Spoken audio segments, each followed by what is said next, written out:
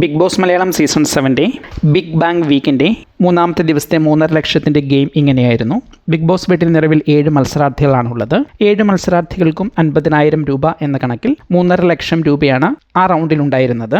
ഓരോ മത്സരാർത്ഥികളുടെയും പേരിൽ ഒരു പോഡിയവും അതിൽ 4 വശവും അവരുടെ ഫോട്ടോ പ്രിന്റ് ചെയ്ത ഒരു ബോക്സും ഉണ്ടാകും.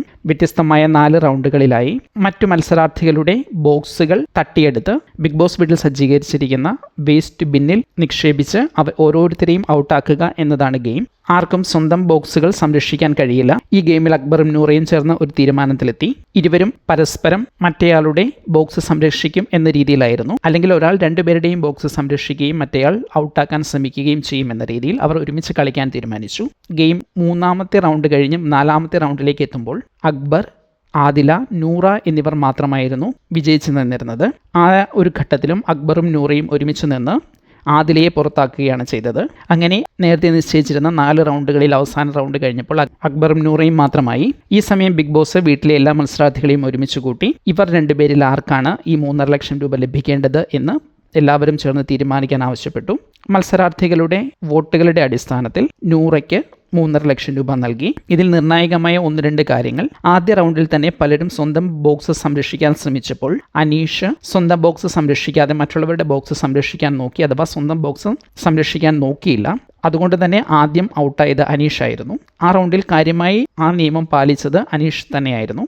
നിയമം പാലിച്ചതുകൊണ്ട് തന്നെ അനീഷ് ഔട്ടാകുകയും ചെയ്തു. മറ്റൊരു ശ്രദ്ധേയമായ കാര്യം, 3-ാമത്തെ റൗണ്ട് കഴിയുമ്പോൾ ആദിലയും നൂറയും അക്ബറുമാണ് ഉണ്ടായിരുന്നത്. അവിടെ വെച്ച് നൂറയും അക്ബറും തമ്മിലുള്ള കോംബോ അവസാനിപ്പിക്കുകയും വേണമെങ്കിൽ ആദിലയും നൂറയും ഒരുമിച്ച് കളിച്ച് അക്ബറിനെ പുറത്താക്കുകയും ചെയ്യാനുള്ള ഒരു ഓപ്ഷൻ ഉണ്ടായിരുന്നു. എന്നാൽ നൂറ അവിടെ വെച്ച് പഴയതുപോലെ തന്നെ അക്ബറും നൂറയും എന്ന കോമ്പിനേഷനിൽ തന്നെ കളിക്കുകയും ആദിലയെ പുറത്താക്കുകയും ചെയ്തു. ഇതിലൂടെ നൂറ ഫെയർ ഗെയിം തന്നെയാണ് നടത്തുന്നത് എന്ന് ഉറപ്പിക്കാൻ നൂറയ്ക്ക് കഴിഞ്ഞു. രണ്ടാമതൊരു കാര്യം, ഏതെങ്കിലും ഒരു സാഹചര്യം ഉണ്ടായാൽ ആദിലയ്ക്കെതിരെ നിലപാടെടുക്കാനും അല്ലെങ്കിൽ ആദിലയ്ക്കെതിരെ ഗെയിം കളിക്കാനും നൂറയ്ക്ക് ഒരു മടിയുമില്ല എന്ന് പ്രേക്ഷകരെ ബോധ്യപ്പെടുത്താനും നൂറയ്ക്ക് കഴിഞ്ഞു.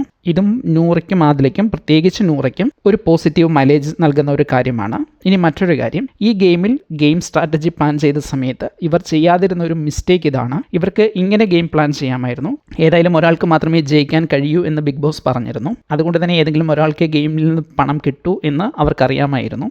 അപ്പോൾ കിട്ടുന്നത് പരസ്പരം ഷെയർ ചെയ്യാൻ അവർക്കൊരു തീരുമാനമെടുക്കാമായിരുന്നു. അങ്ങനെയെങ്കിൽ ഈ കിട്ടിയ 3.5 ലക്ഷത്തിൻ്റെ പകുതി തൻ്റെ കൂടെ കളിച്ച മറ്റൊരു മത്സരാർത്ഥിക്ക്, വിജയിക്കുന്നത് ആരായാലും മറ്റു മത്സരാർത്ഥിക്ക് കിട്ടുമായിരുന്നു. അങ്ങനെ ഒരു തീരുമാനം വെക്കാത്തത് കൊണ്ട് തന്നെ മുഴുവൻ തുകയും നൂറയ്ക്ക് അവകാശപ്പെട്ടതാണ്. ഒരു തരത്തിലും ഇതിൽ ഒരു ക്ലെയിം ചോദിക്കാൻ അക്ബറിന് അവകാശമില്ല. പിന്നെ മറ്റൊരു കാര്യം, ഇക്കാര്യത്തിൽ പലരും പറയുന്നൊരു കാര്യം, അവസാന റൗണ്ടിൽ ബിഗ് ബോസ് കളം മാറ്റി ചവിട്ടി അക്ബറിനെ ചതിച്ചു എന്നൊക്കെയാണ്.